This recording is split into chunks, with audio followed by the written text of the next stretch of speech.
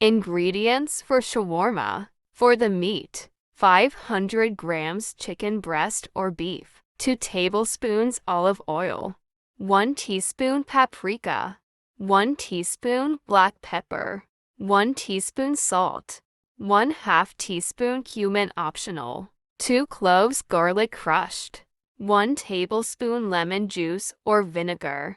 For the vegetables, 1 tomato finely chopped, 1 cucumber finely chopped or pickled, 1/2 onion sliced into rings, lettuce or shredded cabbage.